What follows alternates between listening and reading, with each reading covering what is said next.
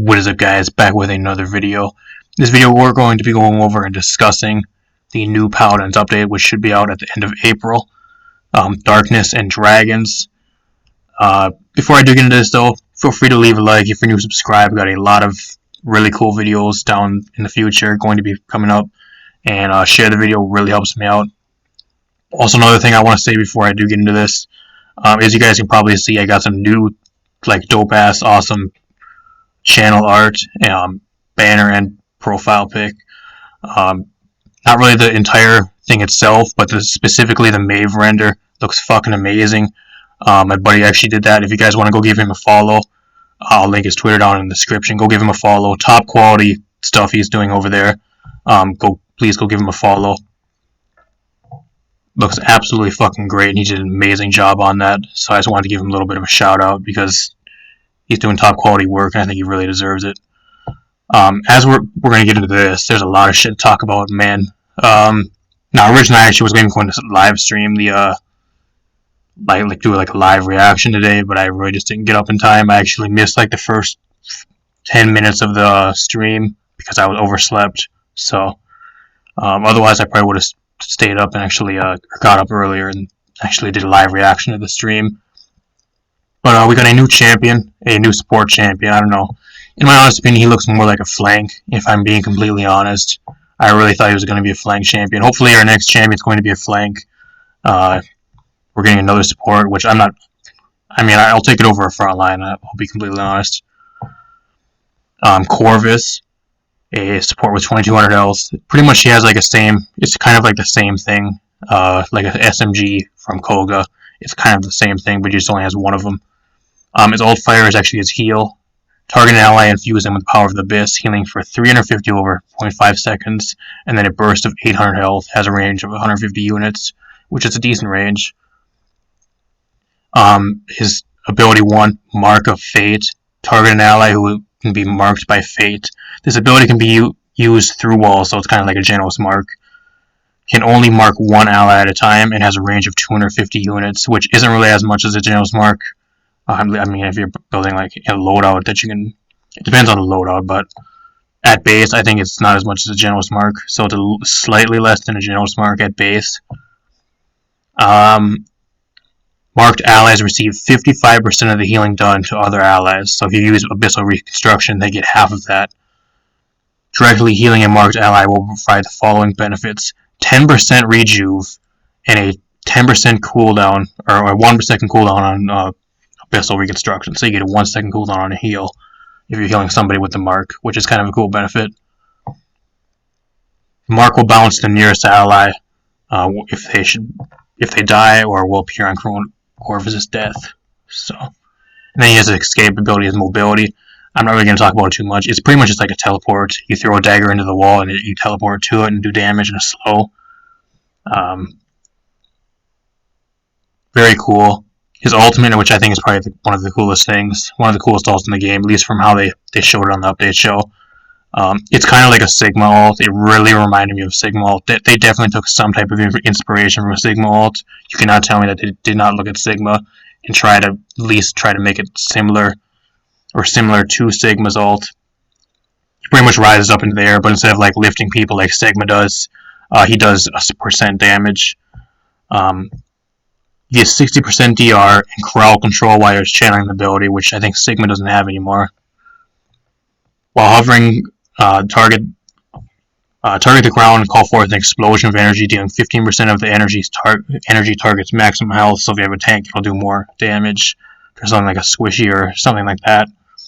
And create a charge area that persists for 6 seconds. This area deals 6.25% enemy target damage, or health as damage.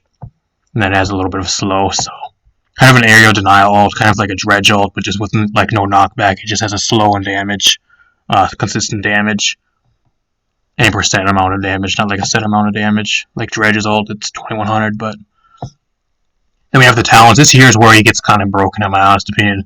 Up to this point, I'm thinking, oh, he's going to be absolutely great, which they did not show the talents on stream, probably because people were in a rage on stream and then in the Mixer chat and all the chats. Default talent, Dark Gifts reduce the, if you mark somebody, so it's kind of similar to a Genos mark, it's going to be your mark. Not your heal, but you mark somebody. Reduce the effectiveness of crowd control. So this person you're marking gets 15% crowd control reduction. 10% cool CDR on all abilities, which is fucking insane. Reload speed by 15%. Again, super insane, and then gain 50 health every 1 second, which I'd say is probably the only thing that really isn't too impressive. All this other stuff, say you pocket something like a Koga, a Tiberius, I don't know. I can see this being, just with this talent alone, I actually see Corvus being probably the best healer in the game. If this does not get nerfed before live, Corvus is going to be fucking broken, and I do not look forward to playing against Corvus. Thankfully, he'll only be in casual games for like 4 months until he gets put into ranked. Hopefully by then they would actually nerf him and do shit to him. But if this does not get nerfed out of the PTS, this is way too much. 15% crowd control reduction, 10% CDR. I mean, you can keep the reload speed and keep the health, but these two things need to be nerfed. That's way too much. That's way too much pocket. Something to have for like a pocket or like something like that. Number 2, you get enemies hit by a projection or stun for 1 second, so it's your escape ability. So if you hit them with it, they get a 1 second stun and they take 600 damage. Whatever. Probably going to be his worst talent. I don't see anybody running that. And then number 8, which I guess can have some decent viability depending on what team comp you want to run. Decrease the percentage of health given to marked targets by 15%, so you're going to only be giving 30% extra health to them instead of 55%. But you can have 2 marks on at the same time, so pretty much like a Genos thing. It's kind of like you're going to be able to heal 1 person, and you have 2 extra marks, so theoretically you'll be healing 3 people at once, which I can actually see being viable. But his first talent, that needs to be nerfed. I can see that being fucking broken when it makes live, or even in PTS. That's not the only thing that's broken, guys. He has an HP card. Okay, that's fine. A health card. Increase the healing you do by 2%. He has built-in rejuve. He can give rejuvenate to anybody if he's at 60% or below health. This card is probably going to be one of his best cards. There's a lot of cards you can run on him, honestly. That I can actually see and just can tell that they're going to be top cards. You run this at a 5, you're getting 10% rejuve. You're giving people 10% rejuve. I don't know. Increase your ammo, garbage. Here's his heal cards. A little bit of self-sustain. Omnic relics. Restore 2 ammo after healing an ally, whatever.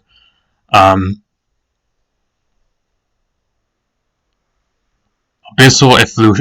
Effluxion. Reduce the damage taken by an ally healed with Abyssal Destruction by 5%. So if you're healing them, they get 5% DR, and for 3 seconds, 0.3 seconds after being healed. So which scales up to 5. So what? 5, 10, 15, 25% DR while they're being healed. This here is going to be a 5 on every one of your loadouts. I can guarantee you that. 25% DR plus a 10% rejuve if you're healing somebody. Plus you have a mark, so you're healing 2 people at once. I don't know, you guys. Am I crazy, or is Corvus going to be fucking broken? That's not all, guys. That's not all. Increased amount of healing given to your marked ally when healing another ally. So he has another rejuve card, which you can probably fit in some of your decks, or most of your decks. So he has 2 rejuve cards and DR. Grand Design grants your marked allies 5% lifesteal, which stacks up to 25%. And you share 100% of the healing done due to the marked target's granted lifesteal. So say you're pocketing a Tyra, right, which already has 15% base lifesteal in the inner kit. You give her 25% more lifesteal. All the damage she does and all the health she gets back, you get back as well. I don't know. Am I insane, guys, or is that kind of broken? I mean, granted, with Cauterize, it probably won't be that much, just because I think Tyra's the only one character in the game that has base lifesteal, which I think it does stack. They never said anything that it doesn't, but I'm assuming that stacks.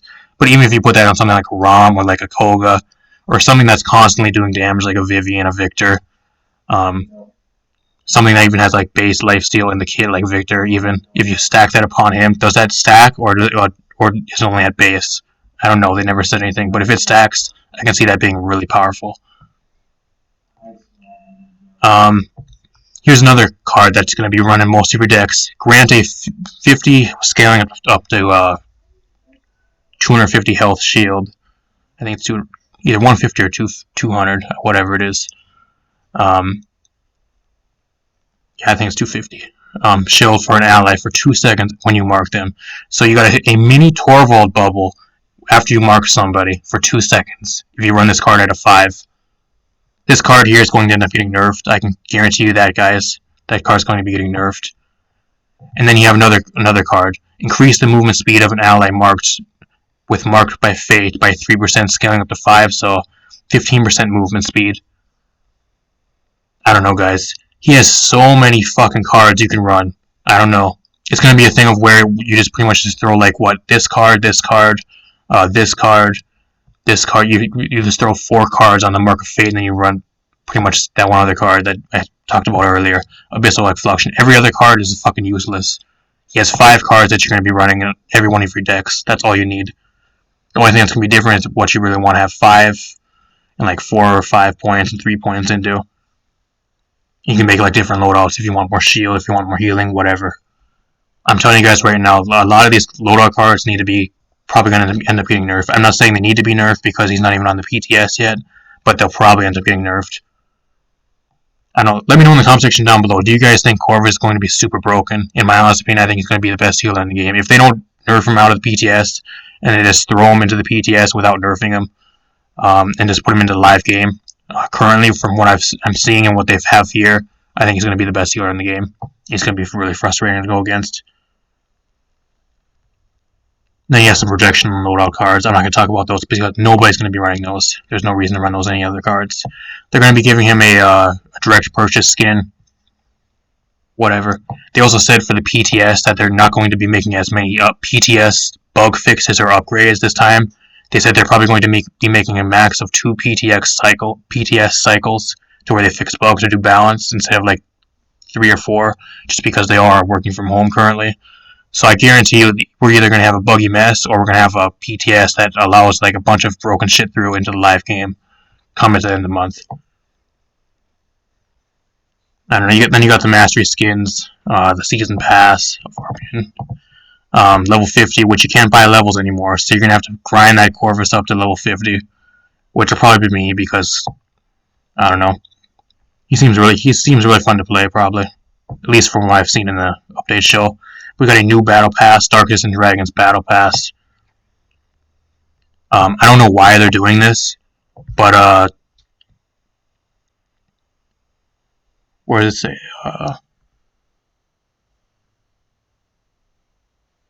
100 more goodies. I don't know. They're increasing the battle pass. Before it was only, I think it was 80. Currently, it's 80 tiers for the battle pass we're on. When you guys are seeing this video, they're increasing this battle pass to up 120 fucking tiers. I don't know why they're doubling it almost. It's beyond me.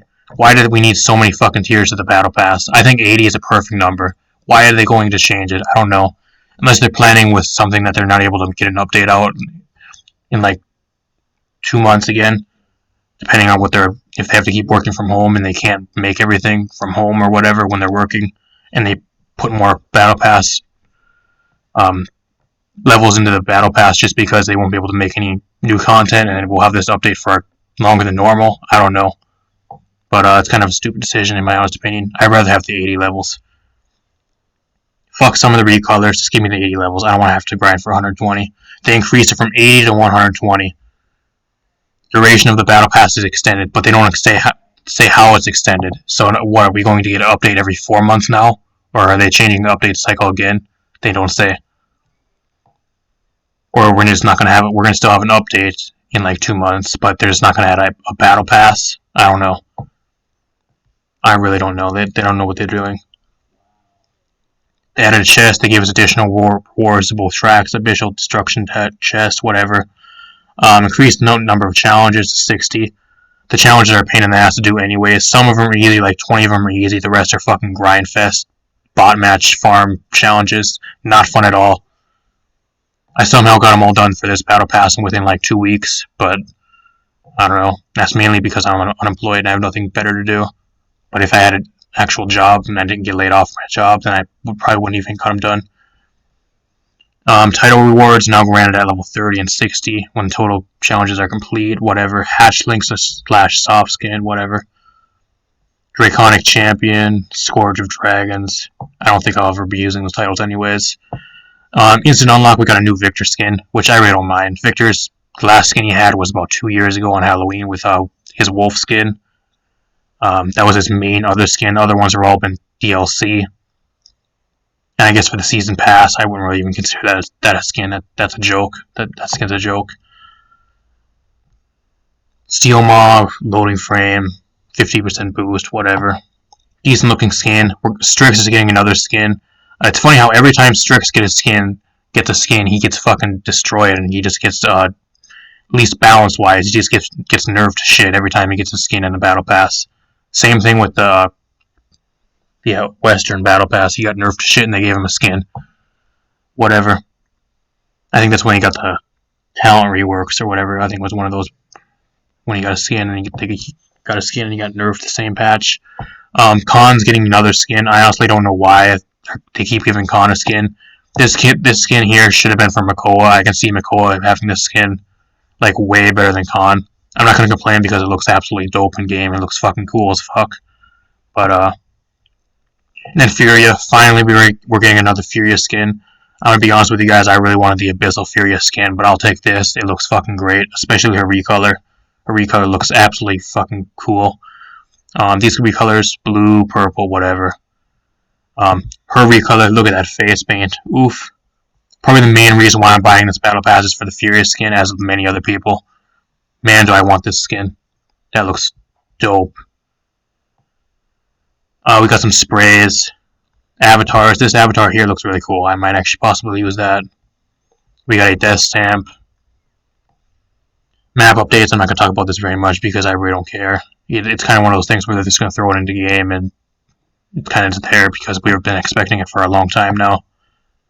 It looks good. It'll take some getting used to. Hopefully it doesn't have FPS drops like Frog Isle does, because that'll be really frustrating. We got a Golden Croc skin. Honestly, who plays Croc up to level 50 anyways? This is a waste of a golden skin. They should have saved a Golden Croc skin for one of the last ones they ever did. Why do we need a Golden Croc skin currently? I don't know. There's so many other champions that could have gave a golden skin to. Mounts. We got a new mount. It's going to be DLC. I think it's going to be like $10 or some shit like that. I'm not even going to buy it. Whatever. It looks decent. Definitely took a lot of inspiration from Realm Royale because they have a very similar looking mount. Music packs. They added some other stuff. Not going to talk about that. If you guys want to go check those out, you can go look at the patch notes yourself. Got a new avatar and a gold chest for the rank split. Whatever. Map rotation, yay, we get to play on Fish Market again. I'm going to be honest with you guys, it's been a long time since I played on Fish Market, so I'm kind of actually happy for Fish Market coming back.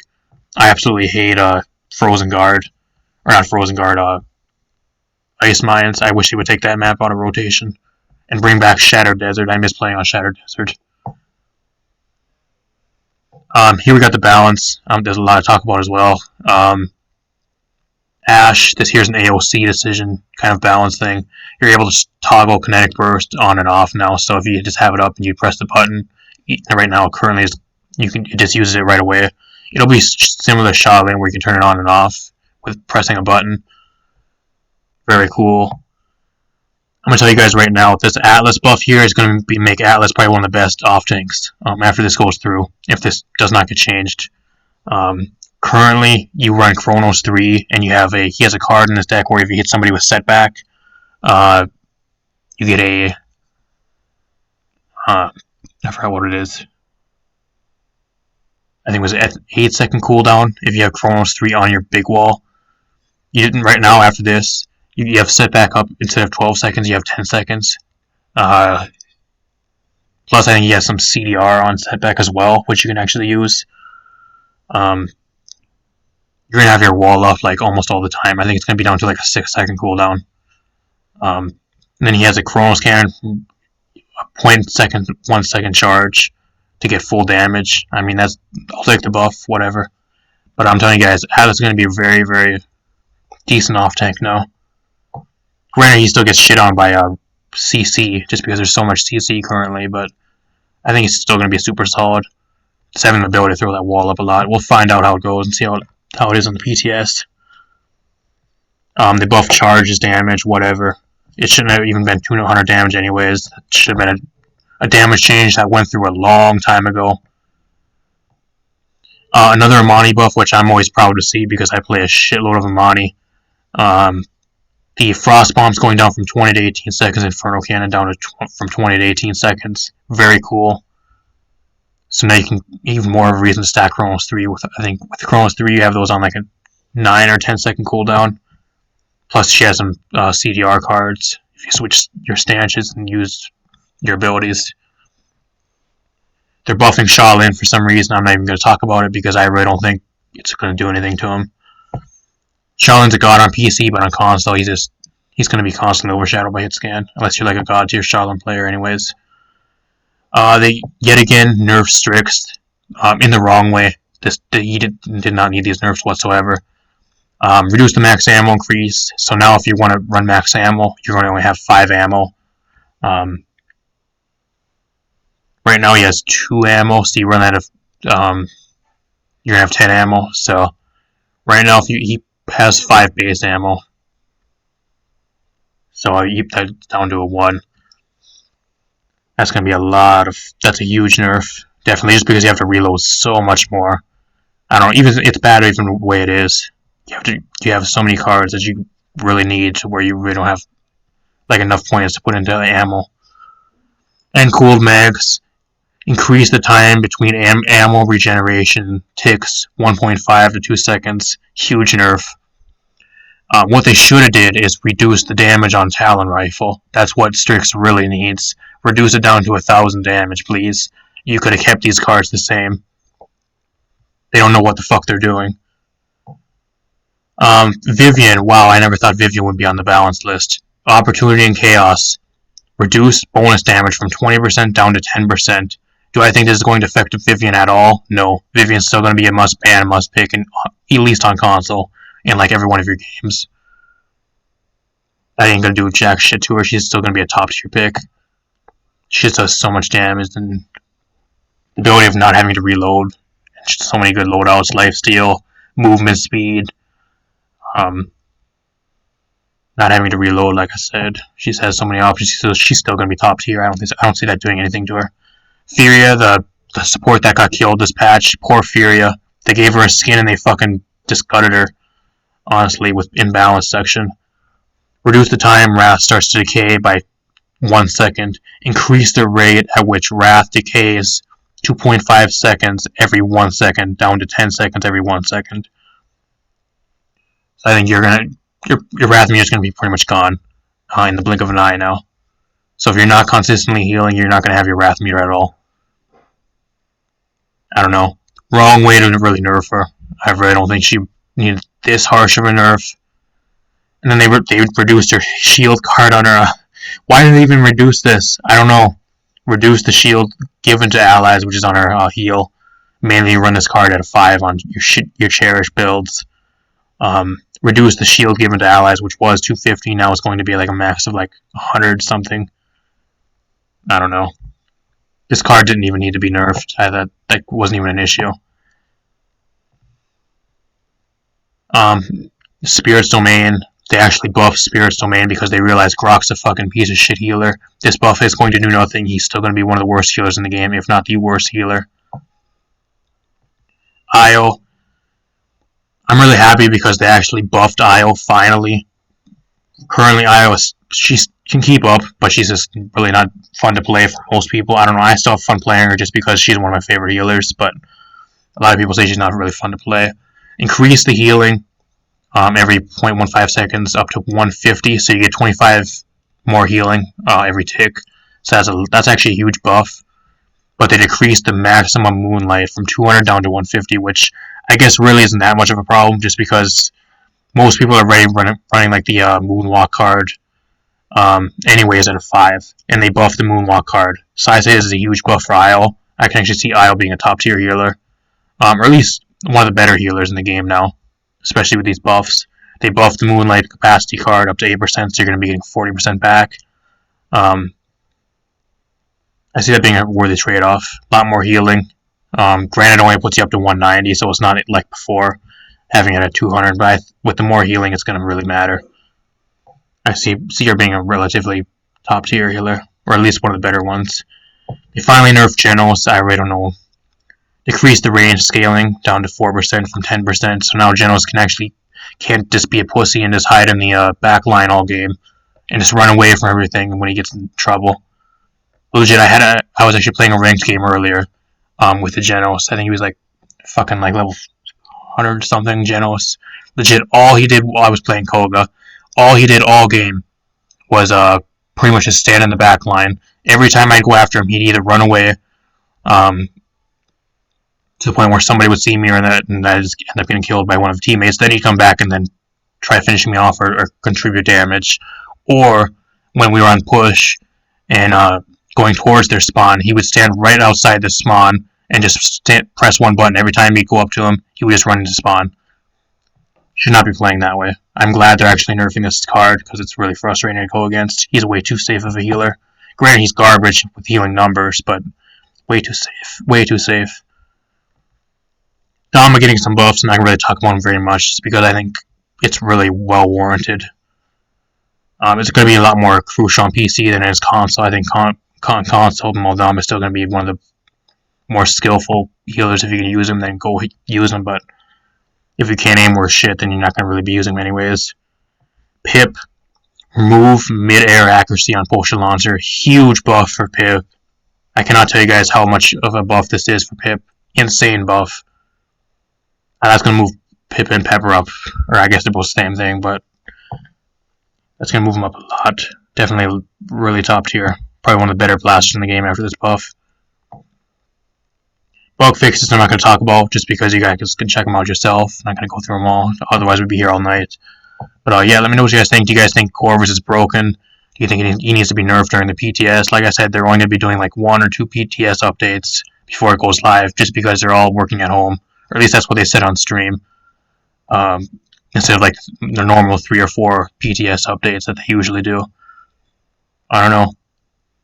Let me know what you guys think. What do you guys think of the balance? What do you guys think of the battle pass? Let me know in the comment section down below. If you guys did enjoy it, you guys want me to continue doing these videos, leave a like, subscribe if you're new. Thanks for watching. I'll see you guys in a future video.